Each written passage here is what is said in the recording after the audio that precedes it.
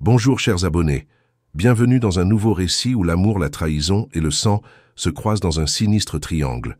Avant qu'on ouvre cette valise, au sens figuré ou pas, pensez à liker, vous abonner et partager cette vidéo. C'est gratuit et ça évite de finir dans l'oubli. Contrairement à certains secrets, aujourd'hui on va parler d'une histoire qui aurait pu rester banale. Deux étudiants, une rencontre en ligne, quelques messages doux, et paf, coup de foudre. Sauf que là, le coup est venu avec une lame. Une jeune étudiante, belle, intelligente. Elle pensait avoir trouvé le bon. Un étudiant modèle, silencieux, bien élevé. Presque trop parfait, non? Spoiler alerte, il l'était. Mais pas dans le bon sens du terme.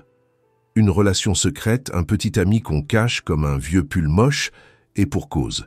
Derrière le romantisme en ligne, se cachait un monstre bien réel. Alors accrochez-vous, parce que l'amour parfois ça tue.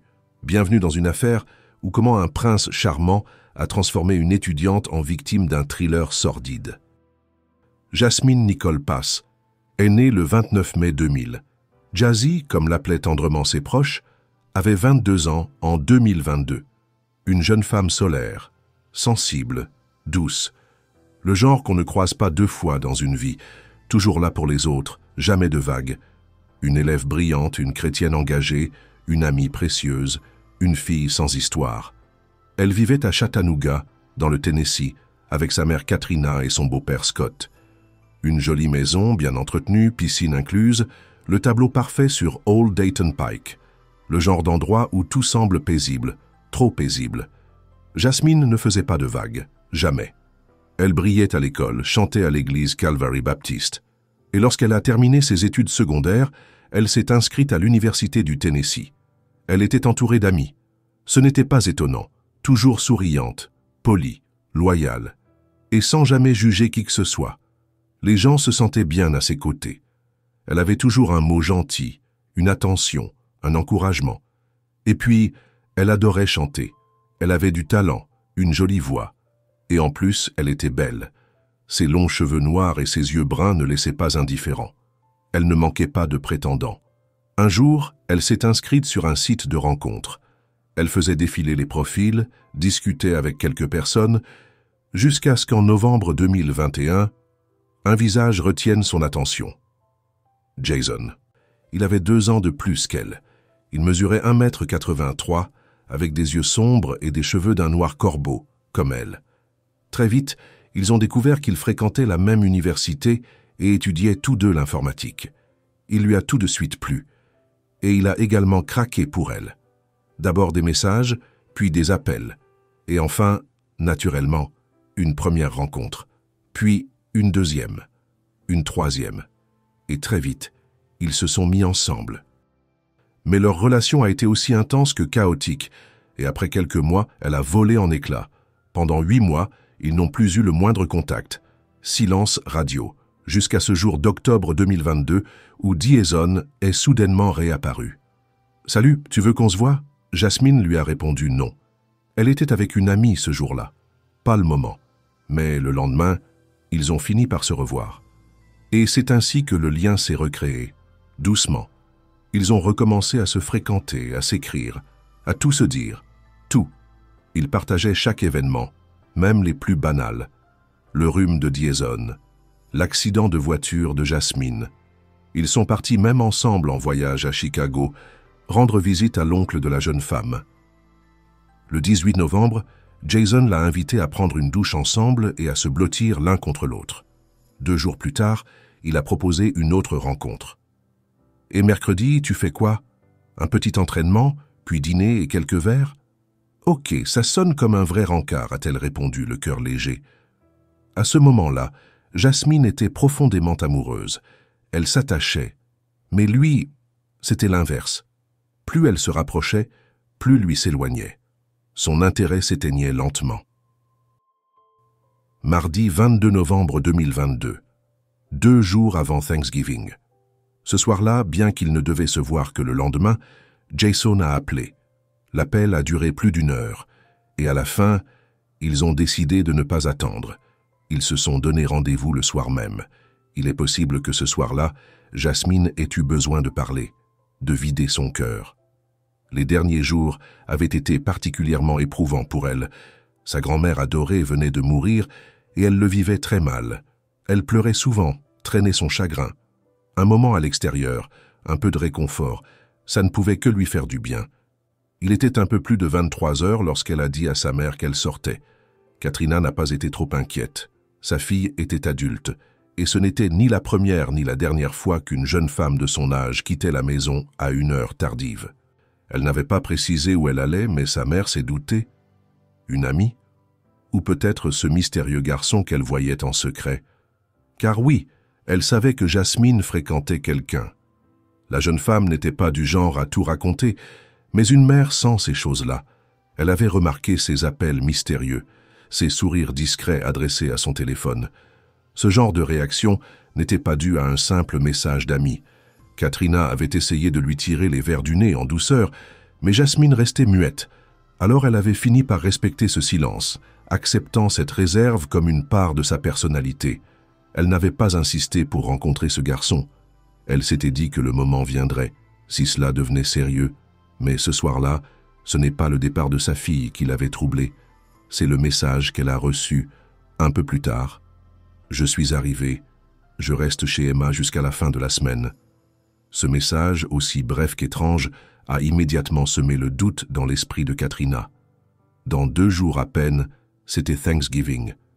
Elle avait espéré que, comme chaque année, elles le passeraient ensemble, en famille. Et surtout cette fois, pour affronter à plusieurs la douleur de leur premier Thanksgiving sans la grand-mère. Mais Jasmine était adulte. Elle avait le droit de faire ses choix, de partir, de rester, de décider avec qui elle voulait passer les fêtes.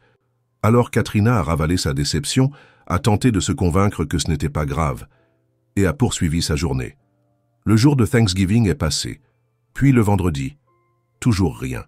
Jasmine n'est pas rentrée. Aucun appel, aucun message. Et c'était bien étrange. Elle avait l'habitude de donner des nouvelles, parfois même plusieurs fois par jour. C'est seulement le samedi 26 novembre qu'elle a donné un signe de vie, mais d'une façon plutôt déroutante. Elle a posté une photo sur Facebook, un selfie pris dans un miroir, légendé, Thanksgiving avec mon chéri. À première vue, rien de très choquant.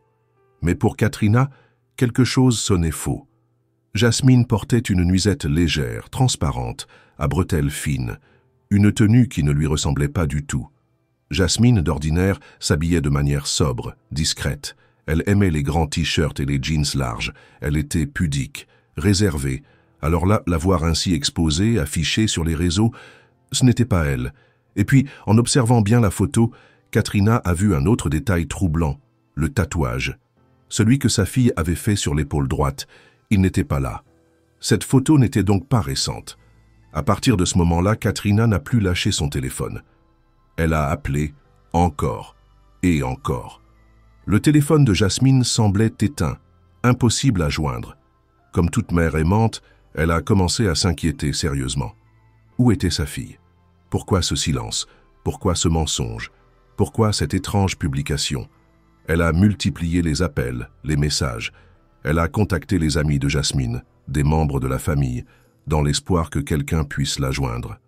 Puis Jasmine a fini par répondre, mais pas directement, par message, via les réseaux sociaux. « J'ai besoin d'être seule. Je pars quelques jours hors de la ville avec mon amie Emma en Caroline du Sud. » Et là encore, Katrina a tiqué. « Mon amie Emma ?» Elle la connaissait depuis l'enfance. Jamais Jasmine ne l'avait appelée comme ça. C'était Emma, tout court. Alors, prise d'un mauvais pressentiment, Katrina a immédiatement contacté la grand-mère d'Emma. La réponse a été sans appel. Emma n'avait rien prévu avec Jasmine, et elles n'allaient nulle part ensemble. Le doute n'était plus permis. Quelque chose n'allait pas. Et ce n'était pas qu'un simple chagrin ou une envie de solitude. Katrina l'a senti. C'était grave, très grave. Même si elle a voulu croire que sa fille, envahie par la peine, avait simplement cherché à fuir pour faire son deuil, elle savait, au fond, que Jasmine ne serait jamais partie comme ça, sans prévenir, sans passer prendre des affaires, sans dire quand elle reviendrait. Et puis ne pas venir à Thanksgiving? Ce n'était pas son genre. Pas du tout. Un frisson l'a parcouru, et quelques secondes plus tard, elle a couru hors de la maison. Elle a appelé son ex-mari Travis pour tout lui raconter. Quand il est arrivé, elle, Travis et Scott, son mari actuel, se sont précipités dans une agence Verizon, l'opérateur téléphonique de Jasmine. Ils ont supplié un employé de les aider, et après avoir écouté leur récit, il a accepté. Il leur a fourni les dernières données de localisation du téléphone. Grâce à l'application My Chevy App, ils ont pu localiser rapidement le véhicule de Jasmine, un Chevrolet Equinox, modèle 2021. La voiture de Jasmine a été retrouvée dans le complexe résidentiel Signal View, au 900 Mountain Creek Road. Elle avait été garée là depuis le 23 novembre, soit 3 jours plus tôt. Avant cela, le véhicule avait été localisé au 417 Fraser Avenue. À 20h27, Katrina, Travis et Scott sont arrivés sur place. Dès qu'ils ont aperçu la voiture, ils ont couru vers elle, remplis d'un espoir immense, celui de retrouver Jasmine, vivante, sûre, saine et sauve. Mais ils se sont lourdement trompés. La voiture était vide. Ils ont jeté un œil à l'intérieur, espérant y trouver un indice, un signe, n'importe quoi. Mais dès le premier regard, quelque chose a semblé anormal. La voiture était trop propre. Beaucoup trop propre. Presque comme si elle venait tout juste d'être soigneusement nettoyée. Et le siège conducteur, lui, était réglé beaucoup trop bas. Jasmine n'était pas très grande. Ce siège avait été reculé et abaissé pour une personne bien plus grande qu'elle. La conclusion leur a sauté aux yeux. Ce n'était pas elle qui avait conduit en dernier. Secouée de l'intérieur, Katrina a sorti son téléphone de son sac et a composé le numéro d'urgence. Elle a expliqué la situation, a signalé la disparition de sa fille. La police a alors dépêché un agent sur les lieux. Quand le policier est arrivé, Katrina a pris son téléphone, a retrouvé le dernier numéro avec lequel Jasmine avait été en contact. Ce numéro appartenait à Diezon, le fameux petit ami secret. Sans attendre, elle l'a appelé. Elle lui a dit que Jasmine avait disparu. Elle lui a demandé quand il l'avait vue pour la dernière fois, s'il savait où elle se trouvait. Diezon a répondu qu'il n'en avait aucune idée, qu'il ne l'avait pas vue depuis un moment et qu'il n'avait plus eu de contact avec elle. Mais Katrina lui a tout de suite répondu qu'elle avait les relevés. Elle savait qu'ils avaient parlé le soir du 22 novembre. Pris de court, Diezon a alors rectifié. « Ah oui, c'est vrai, on a parlé, mais très brièvement. Je l'avais oublié. » Katrina a insisté. « Tu habites où exactement ?» Il a répondu « Au 500 Tremont Street », puis il a raccroché. Épuisés, les 3 parents sont allés manger dans un restaurant pour souffler un peu. Mais c'est à ce moment-là qu'un détail glaçant a refait surface. Pendant qu'ils attendaient leur plat, Katrina a fouillé dans ses messages. Et là, elle a découvert un SMS de Jasmine qu'elle n'avait jamais vu. Un message envoyé à 2h15 du matin, dans la nuit du 22 au 23 novembre. Elle dormait à cette heure-là. Le message contenait une localisation GPS, 110 Tremont Street. En consultant la carte, Katrina a compris que l'endroit était à quelques pas seulement de l'endroit où la voiture avait été garée, avant d'être déplacée vers Mountain Creek Road.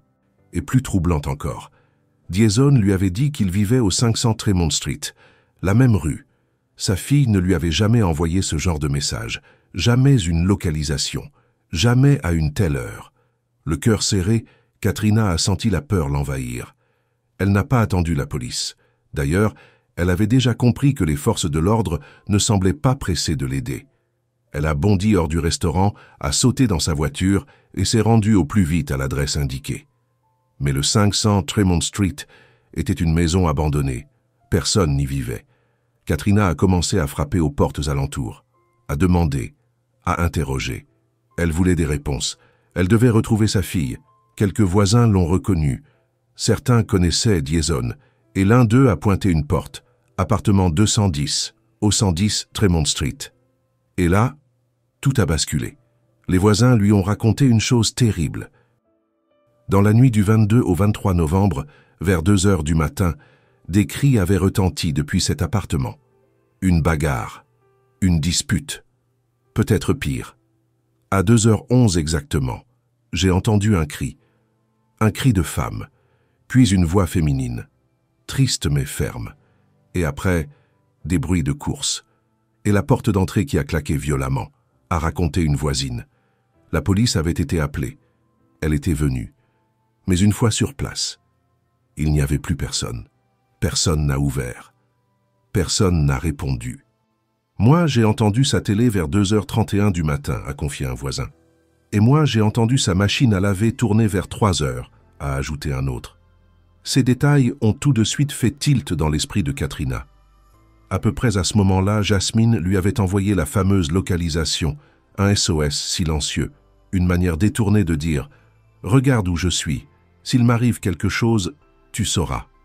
Et à cet instant précis, Katrina a compris. Sa fille avait demandé de l'aide. Sans réfléchir, sans hésiter une seule seconde, elle s'est mise à frapper frénétiquement à la porte de l'appartement. Personne n'a répondu, mais ça ne les a pas arrêtés.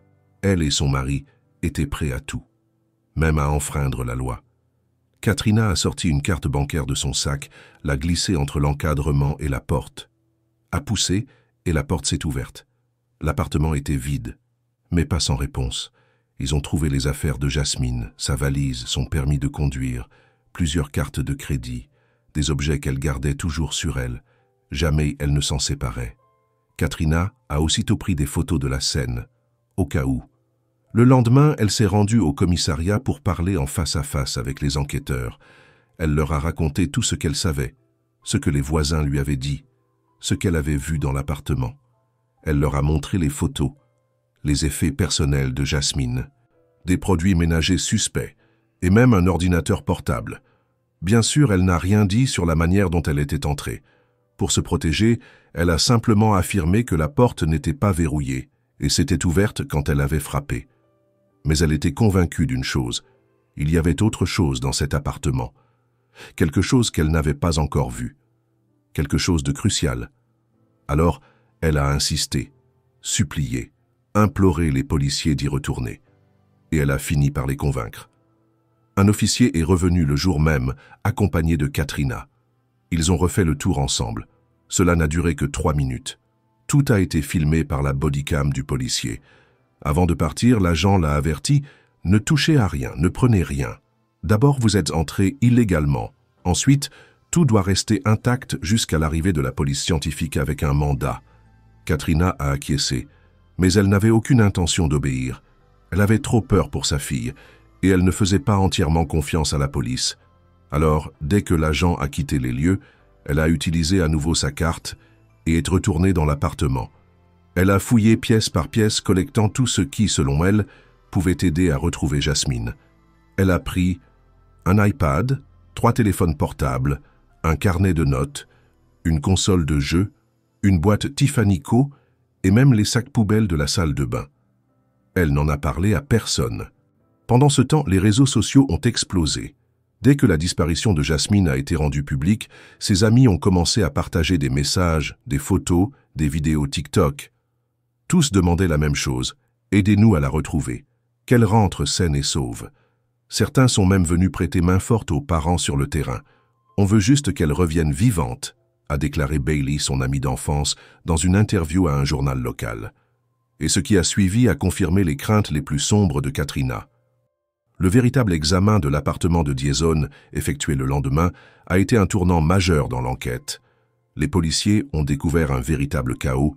Dès l'entrée, les enquêteurs ont repéré des éclats de verre brisés, une table basse déplacée, des brosses à dents sous la douche, des bandes de gaz dans la cuisine, des produits ménagers partout, des rouleaux de papier absorbants, une brosse de nettoyage sous le lit, et surtout des taches rouges suspectes derrière le canapé.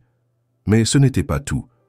Des traces similaires ont été trouvées un peu partout, sur le parquet du salon, dans la cuisine, dans les joints et sur les murs de la salle de bain, sur la moquette, sous le lit, sur les portes, un interrupteur, une casquette Nike et même sur un pantalon de survêtement. Certaines traces de sang étaient visibles à l'œil nu.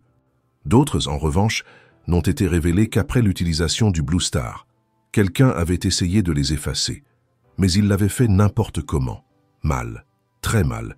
Il y avait trop de sang, beaucoup trop.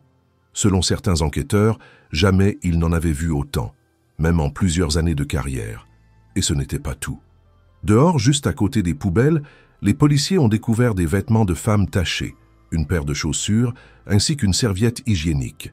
Tous ces objets appartenaient à Jasmine. C'est à ce moment-là que l'enquête a vraiment changé de dimension. Au départ, les détectives étaient restés prudents. Après tout, Jasmine avait 22 ans. Elle aurait très bien pu partir quelques jours avec son copain. Rien d'illégal, rien de suspect, sur le papier. Mais maintenant, avec ce qu'il venait de découvrir, il n'y avait plus le moindre doute. Quelque chose de terrible s'était produit dans cette salle de bain. Et chaque minute comptait. D'autant plus que Diezone, le petit ami, ne faisait absolument rien pour aider aux recherches. Et surtout, les analyses ont confirmé que les traces retrouvées dans l'appartement et dans la cour contenaient l'ADN de Jasmine. Et ça n'annonçait rien de bon. Le lendemain, lundi, les policiers ont intensifié les recherches. Ils ont commencé à passer au peigne fin les images de vidéosurveillance, publiques comme privées. Ils ont aussi demandé aux voisins de partager leurs enregistrements personnels, notamment ceux des sonnettes connectées. L'objectif, reconstituer les derniers mouvements de Jasmine, quand elle est arrivée sur Tremont Street, et surtout si elle en était repartie. Très vite, un premier élément clé a émergé. Ils ont confirmé que Jasmine avait quitté la maison familiale à 23h27, comme l'avait déclaré sa mère, et qu'elle était arrivée sur Tremont Street à 23h42. Mais ensuite, le flou total, jusqu'à ce qu'un voisin montre une vidéo capitale. Une image extraite de sa caméra de porte, datée du 23 novembre à 20h26. On y voyait un homme quittant l'appartement 210, celui de Diezone. L'homme portait un sweat à capuche claire, une casquette et un masque médical couvrant son visage. Mais surtout, ce qui a retenu l'attention des enquêteurs, c'était sa main droite. Elle était enveloppée dans un tissu foncé, un détail troublant, très parlant, qui appuyait la théorie d'une altercation violente dans l'appartement. Et ce n'est pas tout. Un autre enregistrement, cette fois capté dans une caisse en libre service, est venu enrichir le puzzle. Il provenait d'un magasin Walmart, puis d'un Walgreens. On y voyait Diezone faire des courses, plusieurs fois dans la journée du 23 novembre. Et ses achats étaient loin d'être anodins. Il a pris des essuie-tout, une grande serviette de bain, des pansements, des produits ménagers puissants, et il a tenté de dissimuler ses achats en les scannant sous le nom d'asperges, alors qu'il n'en avait pas une seule dans son panier. Les reçus des achats ont été retrouvés grâce au numéro de carte bancaire, et l'homme vu sur les vidéos portait exactement le même sac à dos noir de marque North Face que celui retrouvé sur le lit de Diezone. Son contenu a confirmé qu'il lui appartenait. Mais ce n'était pas le plus inquiétant. Un autre enregistrement, probablement le plus glaçant de tous, est arrivé entre les mains de la police.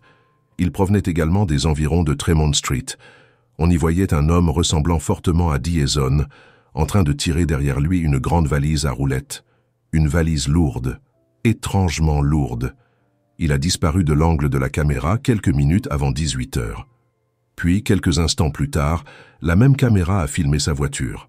Un autre enregistrement, capté à 20h41, montrait clairement quelqu'un en train de garer la voiture blanche de Jasmine, son Chevrolet, devant le complexe Signal View. Ce n'était pas Jasmine, et les suspicions de Katrina se sont vues confirmées. Ce n'était pas sa fille qui avait conduit ce véhicule la dernière fois. À ce stade, la police n'avait plus aucun doute.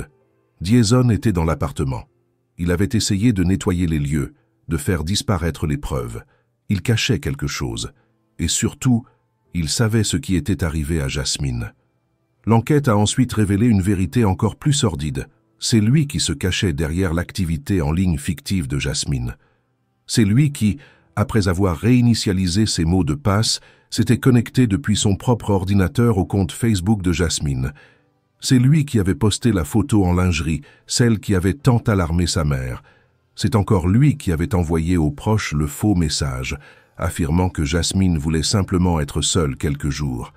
Et comme si tout cela ne suffisait pas, Diezone avait même tenté de la voler. Entre 4h04 et 4h28, il avait essayé de se connecter à ses comptes bancaires depuis son téléphone pour y transférer de l'argent vers lui-même. Et le lendemain matin, il pensait déjà à une autre femme. À 9h52, il a écrit à une certaine Victoria sur Tinder. « Alors, on se voit bientôt ?» Puis, à 10h29, il a quitté l'appartement. Il a emporté avec lui son téléphone et celui de Jasmine. 20 minutes plus tard, à 10h46, il a envoyé une photo à partir du téléphone de Jasmine. Un cliché de lui tenant un gobelet Starbucks, légendé sobrement, J'ai dormi comme un bébé. Je bois ma matcha maintenant. » À 16h03, il a encore utilisé le téléphone de Jasmine pour s'envoyer un message à lui-même. « Hey, le dîner de ce soir tient toujours. » Les deux téléphones, à ce moment précis, ont été localisés exactement au même endroit. Un coup monté, un scénario précis, calculé pour brouiller les pistes. Diezone voulait faire croire que Jasmine allait bien, qu'ils étaient en contact, qu'ils faisaient des projets ensemble, qu'ils ne s'étaient pas vus la veille, que tout allait bien. Il voulait se bâtir un alibi solide, il voulait tromper tout le monde, mais il s'est lourdement trompé. Il ne savait pas que la police disposait de vidéos de surveillance contredisant son alibi, qu'ils avaient des preuves matérielles retrouvées chez lui, des taches de sang, de l'ADN, des témoignages. Et à ce moment-là, les autorités se préparaient à l'arrêter. Même s'ils ne savaient pas encore ce qui s'était précisément passé, les enquêteurs étaient convaincus d'une chose. Une tragédie avait eu lieu dans l'appartement 210, au 110 Tremont Street. Il y avait eu une dispute, et cette dispute avait été la dernière de la vie de Jasmine. 4 jours après le signalement de la disparition, la police a obtenu un mandat d'arrêt. Diezone n'a pas fui bien loin. Le 28 novembre, il s'est rendu chez ses parents à Nolensville, dans le Tennessee, et c'est là que les enquêteurs ont décidé d'aller le chercher. Aux alentours de 2 heures du matin, le 30 novembre, des policiers ont frappé à la porte de la maison familiale. C'est son père qui leur a ouvert. Il a appelé son fils. Diezone est sorti de sa chambre, l'air parfaitement détendu. Comme si de rien n'était, il a simplement demandé « Vous avez déjà parlé à mon avocat ?» C'étaient ses premiers et ses derniers mots. Les agents l'ont immédiatement menotté, puis ils l'ont conduit, sans attendre, en garde à vue. Au moment de son arrestation, Diezone portait des blessures fraîches aux pieds et à la main droite, des coupures, des marques visibles. Encore un élément qui a renforcé la conviction des enquêteurs. Il tenait le bon suspect. Il avait forcément été impliqué dans une altercation violente. Ce même jour, la mère de Jasmine a publié un message bouleversant sur Facebook. « Ce matin, on m'a informé que la disparition de ma fille est désormais officiellement traitée comme une affaire criminelle. Diezone Chen est actuellement en détention. Il est le suspect numéro 1. Je tiens à remercier chacun d'entre vous qui avez suivi cette affaire depuis le début, qui nous avez offert votre aide et votre soutien. Cela a compté plus que ce que je saurais exprimer. Mais l'enquête continue, et la police a encore besoin de nous. Si vous savez quoi que ce soit, même si cela vous semble insignifiant, contactez directement les forces de l'ordre. Ne donnez rien à ses avocats. Rien qui pourrait l'aider à échapper à la justice. Et ce message allait s'avérer plus que justifié, car ce qui a été découvert dans la maison familiale de Diezone a glacé le sang des enquêteurs. Ce n'était pas seulement la carte SIM du téléphone de Jasmine, retrouvée parmi ses affaires, qui les a choqués. Non, c'était bien pire, car Diezone avait développé une obsession malsaine pour Jasmine. Quand les policiers ont pénétré dans sa chambre d'adolescent, rien n'a sauté aux yeux immédiatement. Tout semblait en ordre, un peu trop même. Mais en regardant autour d'eux, un mur entier a attiré leur attention. Recouvert, complètement recouvert. De petits post-it colorés, comme ceux qu'on utilise pour réviser. Au début, ils ont pensé qu'il s'agissait de notes scolaires, peut-être de la chimie, de l'histoire. Mais en s'approchant, ils ont compris leur erreur. Sur chaque post-it, une phrase, un fait, un souvenir. Et tout tournait autour de Jasmine. Des détails intimes, personnels, troublants. Il y avait la chronologie de leur relation, des événements clés, des anecdotes sur sa famille. Certains post-it étaient même illustrés de dessins, maladroits mais inquiétants. L'un d'eux disait « L'enfance de Jasmine a été chaotique ». Un autre « Elle a déjà fugué plusieurs fois ». À un moment, elle était sans domicile. Une fois, elle a même fui au Canada. D'autres encore contenaient des jugements sur sa mère. Sa mère boit. Son père l'a abandonnée quand elle était petite. Elle a une ordonnance de ne pas approcher son ex. Chaque morceau de papier racontait un bout de sa vie. Et ce n'était pas une simple obsession romantique. C'était une fixation maladive, une volonté de contrôle, de possession, presque de réécriture de qui était Jasmine. Sur un post-it, il a écrit « Elle m'appelle une fois par jour, chaque jour. La dernière fois que je l'ai vue, c'était samedi, le 19 novembre 2022. Et on a parlé au téléphone pour la dernière fois le 22 novembre. Ces phrases, Diezone les avait écrites noir sur blanc sur son mur de post-it, et ce n'était pas tout. L'un des papiers affichait une question étrange. Que demande la police quand elle contacte les proches? Comme s'il avait anticipé l'interrogatoire. Comme s'il avait révisé pour un interrogatoire criminel, comme on révise pour un examen. Pendant ce temps, les enquêteurs ont saisi la Toyota Camry 2018 de Diezone, garée dans le garage de ses parents. Ils l'ont confiée à des experts pour analyse, au même titre que plusieurs objets récupérés dans son appartement. Mais c'est son téléphone qui a révélé les indices les plus accablants. Dans la mémoire de l'appareil, les enquêteurs ont retrouvé une photo prise dans l'appartement, la nuit même du drame. Sur cette photo, on voyait Jasmine. Ils ont également retrouvé des captures d'écran des faux messages que Jasmine était censée lui avoir envoyés après sa disparition. Mais tout le monde savait désormais que c'était Diezone lui-même qui les avait rédigés, à sa propre adresse, pour construire un faux récit. Grâce aux données GPS de son téléphone, les policiers ont pu reconstituer précisément l'itinéraire parcouru par Diezone entre le 22 et le 23 novembre. Mais une seule question continuait de hanter tout le monde. Où est Jasmine? Diezone, lui, se murait dans le silence. Il refusait de répondre. Alors la police de Chattanooga a organisé une conférence de presse. Devant les caméras, un porte-parole a déclaré « Notre plus grande préoccupation, c'est Jasmine. Nous ne cesserons pas de chercher jusqu'à ce qu'on la retrouve. Toute personne ayant la moindre information est priée de nous contacter. Nous pensons qu'elle se trouve toujours dans les environs de la ville. » Jeudi 1er décembre 2022, 13h30, Creek Road. Un lieu reculé, isolé, en bordure de la rivière Tennessee, entouré de forêts épaisses et de broussailles, et aussi un endroit parfait pour dissimuler quelque chose. Quelque chose que l'on ne voulait surtout pas que le monde voie. C'est là que les enquêteurs ont noté une activité téléphonique de Diezone, juste après la disparition de Jasmine. Alors, ce matin-là, ils ont décidé d'explorer les alentours. Et dans l'après-midi, près de la rive, enfouie dans les feuillages, ils ont trouvé une valise à roulettes. Elle était grise, assez grande pour contenir un corps adulte. Elle ressemblait exactement à celle que l'on avait vue sur les enregistrements de vidéosurveillance. Et elle correspondait parfaitement à la version plus petite de la même série, trouvée dans le placard de Diezone. Les policiers, le cœur lourd, ont enfilé leurs gants, et ils ont ouvert la valise.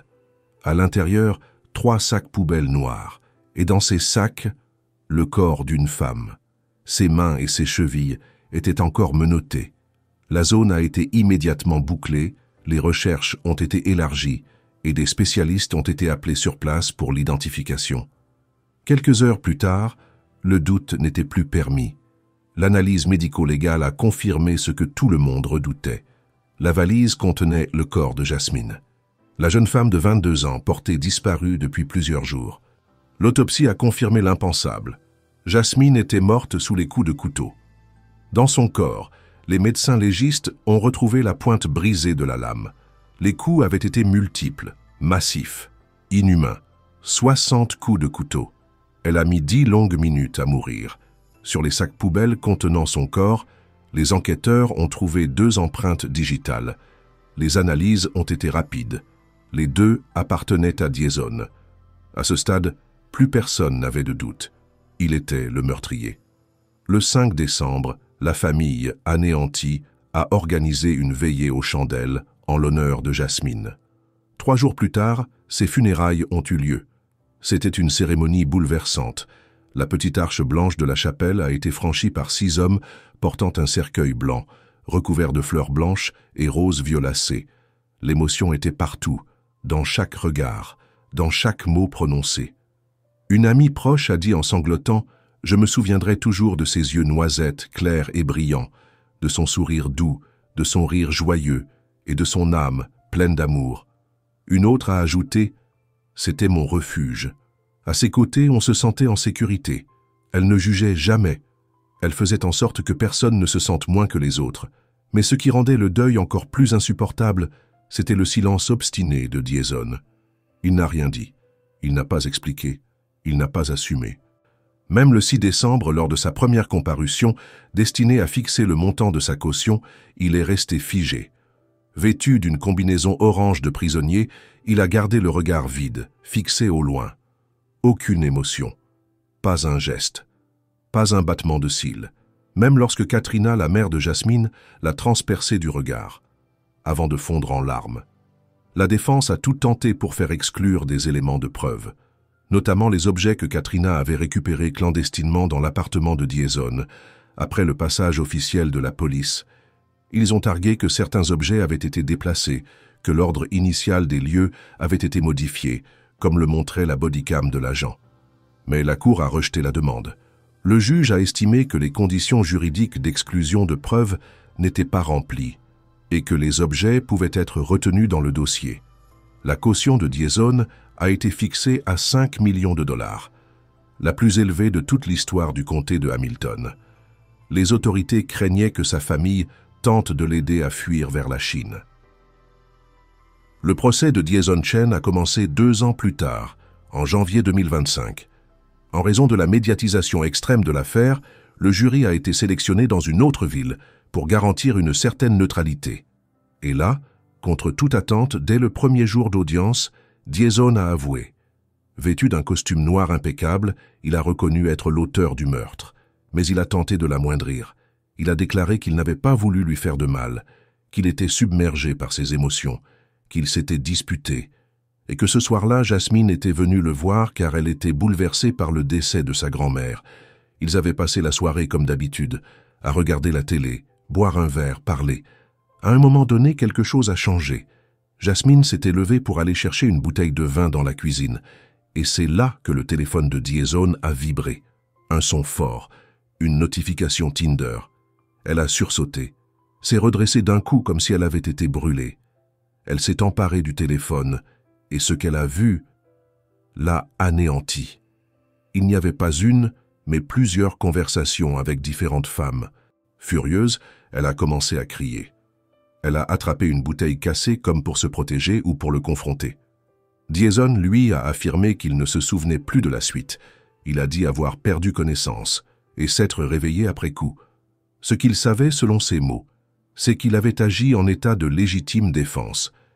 Pris par le stress, le cerveau en mode fuir ou combattre, il avait fait ce qu'il pensait être sa seule option.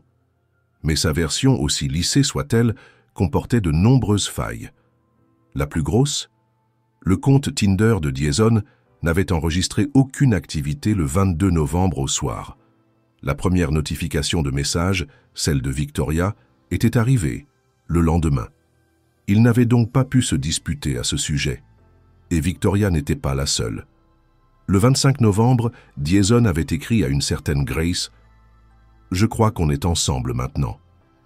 Puis, 3 jours plus tard, il envoyait des messages à une autre femme, Sarah. Lors du procès, son avocat a tenté de minimiser les faits. Il a plaidé le crime passionnel, la panique, l'égarement momentané. Diezone n'avait pas prémédité l'acte. Il avait agressé par peur puis tenté de tout dissimuler pour protéger sa famille. Il a agi égoïstement, il a mal agi, mais il a paniqué, il ne savait plus quoi faire. L'avocat a aussi réitéré que les preuves matérielles du domicile n'étaient pas valables. Il a accusé la famille de Jasmine d'avoir pénétré illégalement dans l'appartement, 3 fois, avant l'arrivée des autorités, et d'avoir pris des objets, modifié la scène. Mais le procureur, lui, a répliqué sans détour. Diezone n'avait pas perdu le contrôle. Il avait calculé, il avait agressé, effacé les traces, joué la comédie. Il avait posté une photo en se faisant passer pour Jasmine. Il avait envoyé de faux messages, offert de faux espoirs à la famille. Et surtout, le 23 novembre, après avoir nettoyé l'appartement et caché les preuves, il s'est posé devant sa console, a lancé Call of Duty et a discuté tranquillement avec des gens sur le chat vocal. Est-ce là le comportement de quelqu'un en état de choc? La mère de Diezone, en larmes, a supplié le juge d'accorder à son fils une chance de rédemption, au moins un droit à la liberté conditionnelle après 50 ans. Mais le jury a été catégorique. Diezone n'a montré aucun remords, aucune compassion, aucune émotion. Le 21 janvier 2025, le verdict est tombé. Prison à perpétuité, sans possibilité de libération conditionnelle. Diezone, vêtu d'un costume noir parfaitement repassé, les cheveux soigneusement coupés, a écouté le jugement en silence. impassible. La salle était submergée de chagrin. La voix brisée, la mère de Jasmine a déclaré « Elle était la fille la plus lumineuse du monde, la plus belle, la plus douce, un ange à la voix magnifique. Un jour, elle m'a montré un tatouage de panda qu'elle venait de se faire. Je lui ai demandé pourquoi. Elle m'a répondu « Parce qu'à chaque fois que je baisse les yeux, ça me fait sourire. » Et moi, je n'avais pas besoin d'autre raison. Puis, sa cousine est montée à la barre, et sans un mot, elle a commencé à déposer un à un 60 petits cailloux dans un grand vase en verre, 60 coups de couteau, un pour chaque blessure infligée. Le silence de la salle, ce jour-là, a été plus fort que n'importe quel cri. It wasn't tough. I was alone. Ce n'était pas dur. J'étais juste seul. Si cette affaire vous a captivé, abonnez-vous pour découvrir d'autres histoires aussi sombres que fascinantes. Et surtout, dites-moi en commentaire, pensez-vous que cette tragédie aurait pu être évitée? Activez la cloche pour ne rien manquer. Et à très bientôt pour une nouvelle affaire glaçante.